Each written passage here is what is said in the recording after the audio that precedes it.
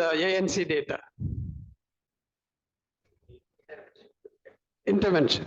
Intervention is a variable of interest question, not the IMR, not the literacy level. Intervention is a question of interest. Therefore, I have to interact it with the, that is a, how do you do that one? Yes.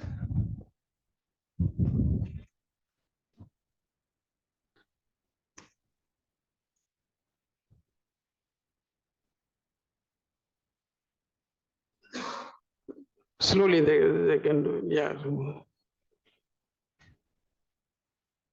Do you want to repeat it? Just copy that model to mixed effect model one model data. ANC follows intervention. Copy that code and paste it at the end of your code. Okay. Just provide the change. ANC follow intervention. That is our model. Here previously it has one, right? There you just put intervention for the slope, the change we are giving, and district code.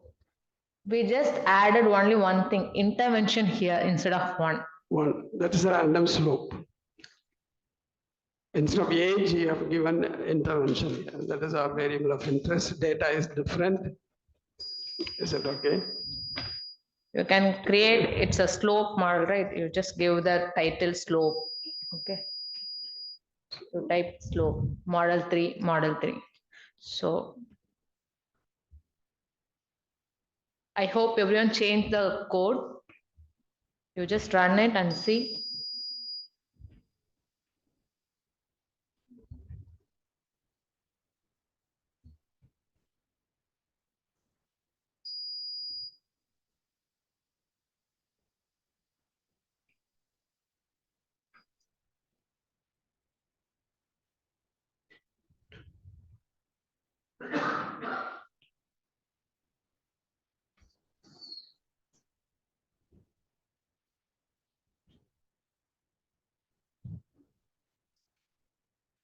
What is the likelihood?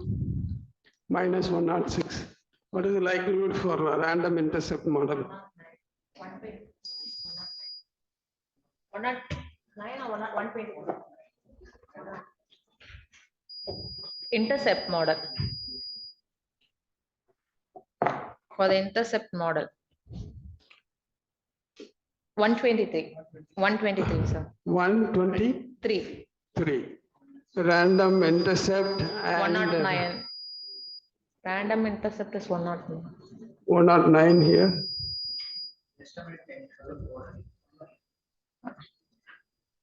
This is the code.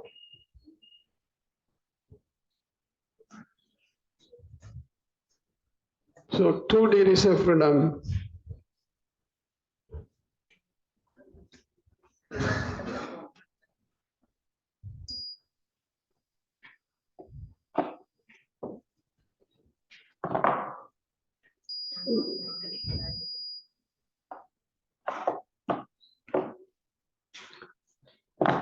Random intercept is 109.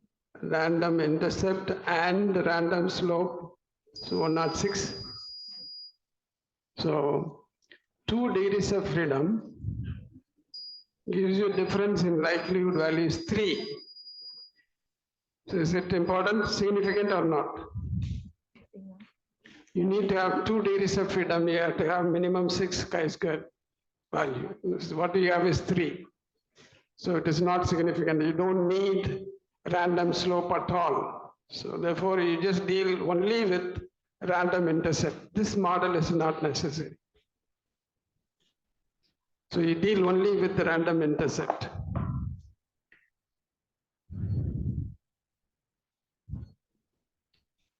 Two model difference in the likelihood value is 3. So 1 degrees of freedom, you should have a chi-square value of 4, 2 degrees of freedom, nearly 6.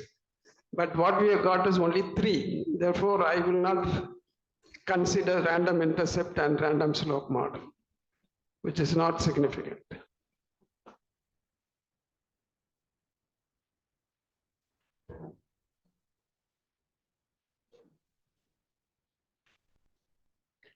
Is that okay?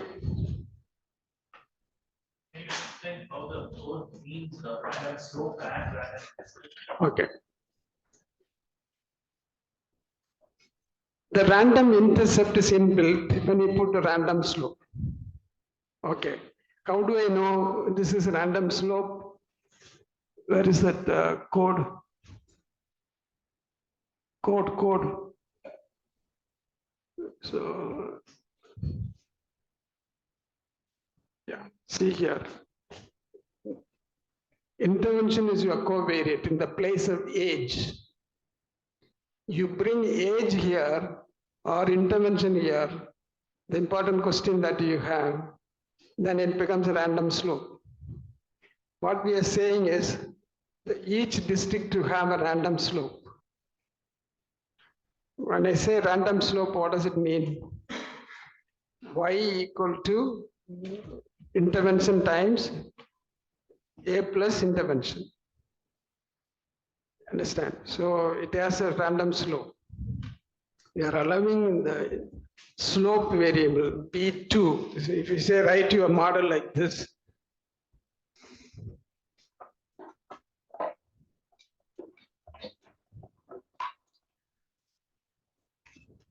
Y equal to A plus Bx.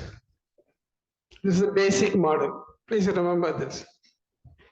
So here we are writing this as B0 or beta 1, beta 0 in my slides. This is beta 0 means constant term plus beta 1 is this. Beta 1 is a regression coefficient. This is an intercept. So what I'm saying is, I'm saying this is age in the doctor's example, intervention in the ANC data as a covariate. Okay. So therefore, when you write intervention, age, given doctor, this is called a random slope model, the R code. When you write intervention given district, it is a random slope model. So the random slope model, when you write delta 1 MD, this is random intercept model. So the random slope model, you specify only the covariate there. It means it is a random intercept and random slope. When I say random slope model. When you analyze longitudinal data, do you have the longitudinal data? The one which I sent it to you. Please remember, when you have growth studies, children are followed up over 1 year or 5 years and so on. It is mandatory you should have a random intercept. Please remember, don't try to evaluate whether it is necessary or not. Each child should have a different starting point. Growth studies, longitudinal studies, especially the growth studies. Okay. Random intercept is mandatory concept in growth curve models. Okay. So this is what you need to remember. Now, do you have the data? Long day. No, This is nutrition. 10. Yeah, this is 1 or 0 binary model, isn't it? Do you have the codes for that? You don't have the codes, just leave it like that. In it and it is binary and all that.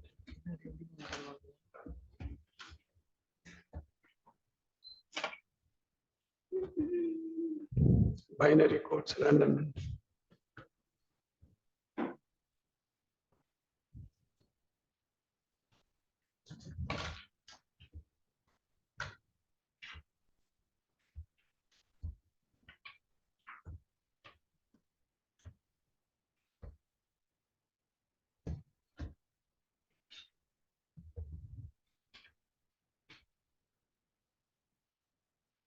Now we have to run binary இருக்கா? And continuous lab. Yeah. Oh, 6.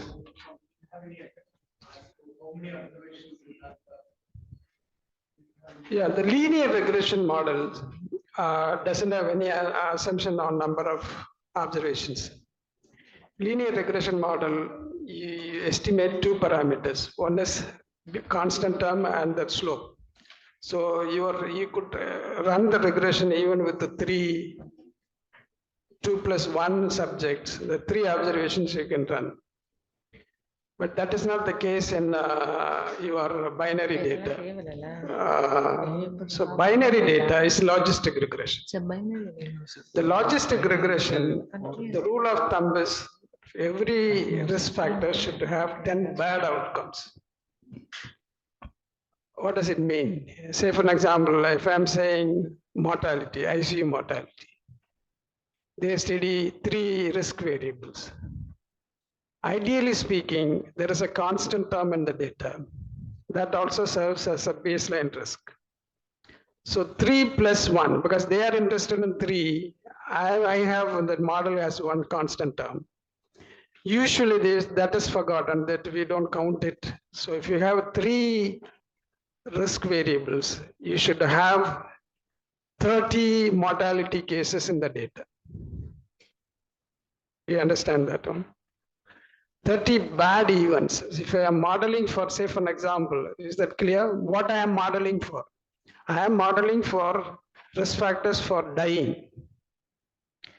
Let me put another way of saying that's a family violence study, where the prevalence of family violence is husband beating a wife and so on and so forth, is 25% since marriage.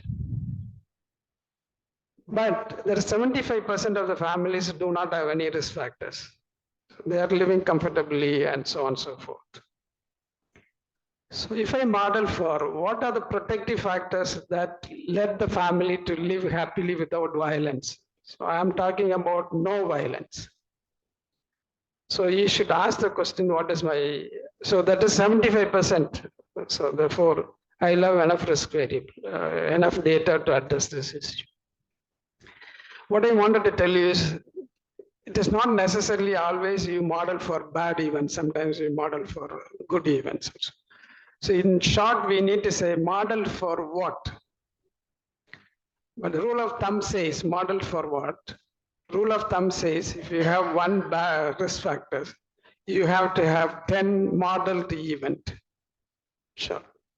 Usually it is understood we always model for bad events like mortality, getting the disease, cases and controls and things like that. That is how we need to do.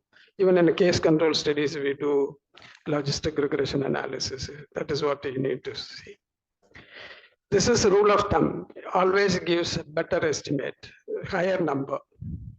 So otherwise you need to do the calculation based on covariance matrix and things like that, which is very difficult. See, in this example, I wanted to discuss with you that it tells you the cholesterol and whatever. So the ANC data and whatever. We have not looked at many binary events, especially in the sample size for the malnutrition problem. You always inflate the numbers. If the prevalence of malnutrition is, say, for example, 15% in under 10, 5 to 9 years. The prevalence of malnutrition is 15%. You calculate the sample size based on the prevalence formula. Okay, that is your, this is the 4PQ by D square formula. This is 4 into 25, sorry, 15 I said.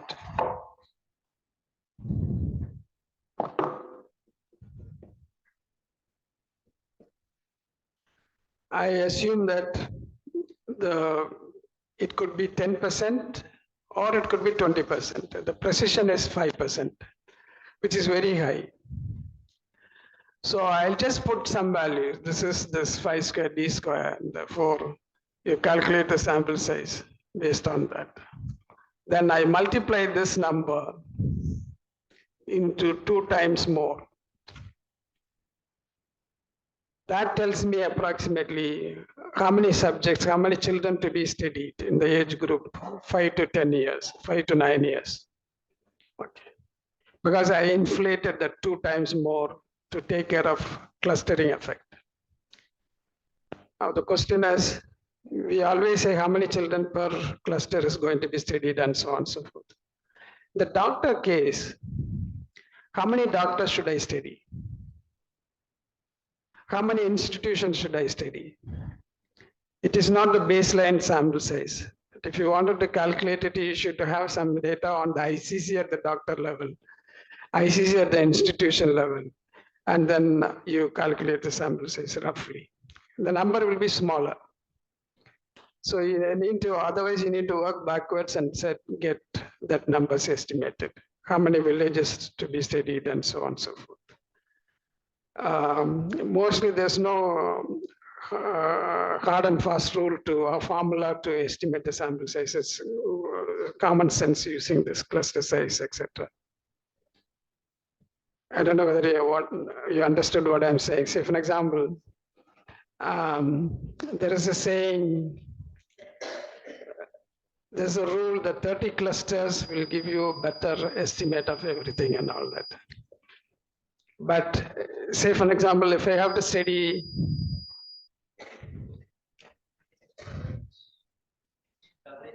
there is I'll come to that point. So supposing I need to study 300 children. So 300 children to be studied in total to estimate the prevalence of malnutrition 15%. So I decided to study 30 children per cluster.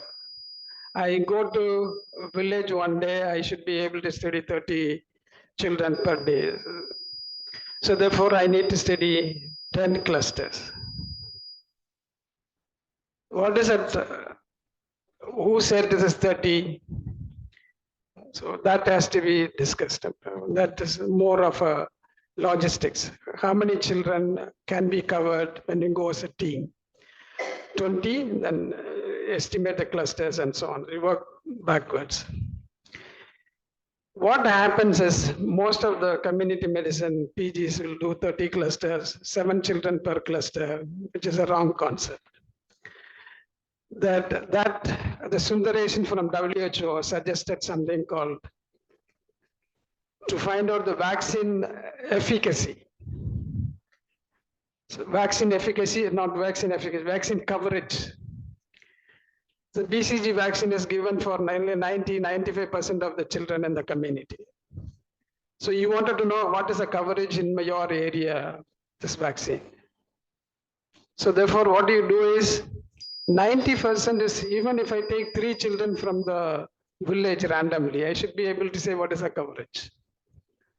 Therefore, he suggested based on simulation, whether it is 5 children or 7 children or 15 children and so on. He said the power is maximum when you study 37 children per cluster for 30 cluster. So that is how the 30 into 7 came. For anything, everything, people started using 7 children, 7 subjects per cluster, 30 clusters and so on. That is a wrong concept because he had a coverage is 95%. The expected coverage is 95%. But my problem is 15%. I can't use that kind of concept into my problem. That is wrong. So you have to estimate based on this simple 4PQ by formula based on your prevalence statistics and decide based on the feasibility parameters, how many children you will study, and then decide the number of clusters. Jen? Yeah. Cluster, how we have to use it? How many clusters? Yeah, correct. So for that, any formula that we have, so how many clusters? This is detailed that I provided slide in the morning, you see. I have in my mind, the cluster studies, I wanted to have more cluster, less number of children, less number of subjects. But at the same time, it should not be increased so much that I lose my time traveling to very many clusters. So therefore, that the concept is that you should have many clusters and less number of. Usually people say 30 clusters and all that, but it is better you just, based on the feasibility of coverage and things like that, you decide your number of clusters. That is how you need to decide. There is no specific formula or anything which I have come across in sample size calculation for multi-level modeling concept. Okay. Yeah, you have done that one. Let me tell you the concept. The longitudinal data, a child is followed up for 12 months. A subject is followed up in a nephrology department for so many days. You have the data. So individuals, there are 30 or 100 individuals, you have data measured over a period of time. Then it's called a longitudinal repeated measures data. There are two ways of analyzing it. Either you use GE with the exchangeable correlation structure, or you use multi-level modeling, taking subject as the cluster, and you have the lower level readings. Both should give you the same results. The advantage of, do you understand what I am trying to say? So when you have a single level and repeated measures, if you use exchangeable correlation structure, and you use G with the exchangeable correlation structure and the G multi-level modeling with a single level, it should give you the same results. Only advantage what you have is in the MLM that you should be able to estimate what is the ICC. Both will give you the same results in terms of covariance. Is that we don't have time to demonstrate this issue. Usually we have 3 days workshop to do this exercise and make sure that you have understood this concept by where does the information, where both MLM and MLM at the single level is equivalent to GE with the exchangeable correlation. Do you agree with me? Single level. Individual contributed many readings. He said in nephrology. So we have analyzed Dr. Vinay data sometime back, many years ago, using this concept. So therefore, this is, please remember this concept. Single level, you can approach it using MLM or GE, you will get the same results. Okay. So instead of doctor, you take a child or the patient who contributed many BP readings. So therefore, you bring the subject, and if you deal with 100 subjects, 100 clusters will be there.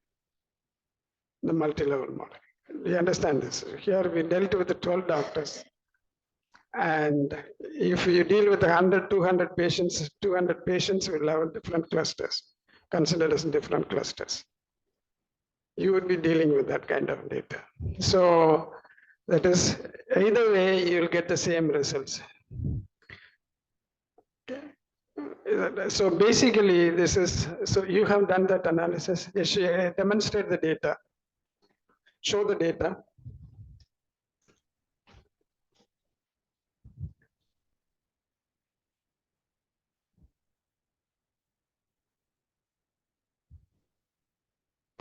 This is a nutrition level. The children were followed up over 6 point in time. Yes. So this is malnourished or not. Yes or no, binary data. Okay. You have children followed up, contributed 6 readings. So how many children we have? So if you have 100 children, for an example, then the 100 clusters. That's what it means. Instead of doctors, 12 doctors, you have 100 children, 6 time points reading. Instead of patients, you have 6 time point readings. Okay. Okay. Shall we do GE analysis first with the exchangeable correlation structure. We'll do it for you. And just slowly watch and see what is a kind of. Just one variable you take. Okay, okay.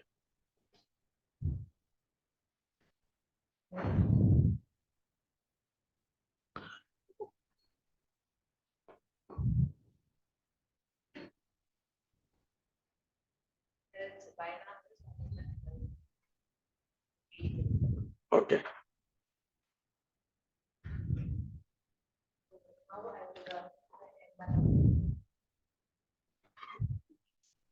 None of the variable is significant here. Okay. This is G with the exchangeable correlation structure, and you don't have anything else.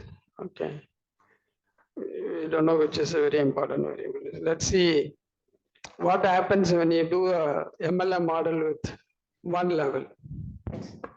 For the in MLM, binary outcome means you have to use GLMER. Previously, LAME we used. For binomial distribution, you have to give GLMER. Okay. Same LME4 only package. So here the structure's little bit different. Outcome follows independent variable plus within bracket you have to give that intercept value. Here subject individual level only we are seeing. So subject ID is the individual level here.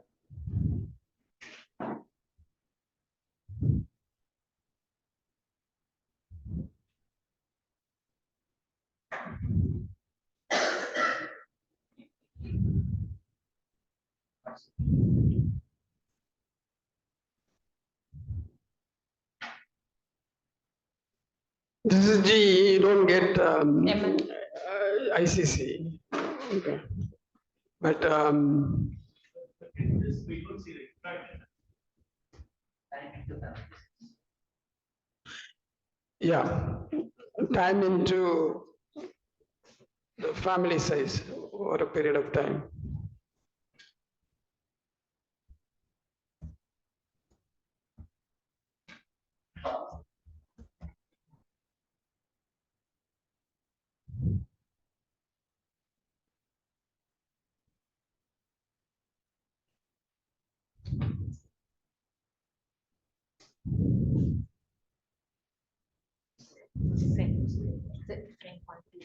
Okay.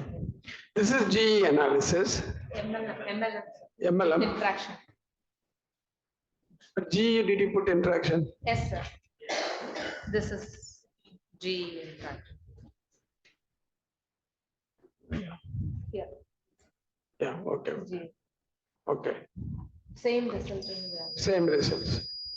Come down and show them this 0.23, and here also it is 0.23. So remember, it's a rule that is either you use multi-level modeling with single level, that is your child subject, let's say subject, or you use G, you don't specify anything, it's repeated measures. And so with the exchangeable correlation structure in G should give you the same results. Okay, the MLM gives you added advantage. What is a kind of ICC that is going on in the data? Okay. And in SP, if you use SPSS, it is easy to use GE model in SPSS. And so this is because you have R code now, deal with that. So we'll write our, I mean, both we are helping in the R codes. So we'll give you your their email IDs and all that. So they should be able to, if you have any questions, you can write to them and CC to me, I'll follow it up. Okay, if you have any code problems, okay. I'm sure next month you'll forget about some of the codes. So that is why I told you that you just highlight the codes where you need to change the variables and things like that. Okay, this is one. So the next, the multivariable, yeah, what is, yeah, okay, good.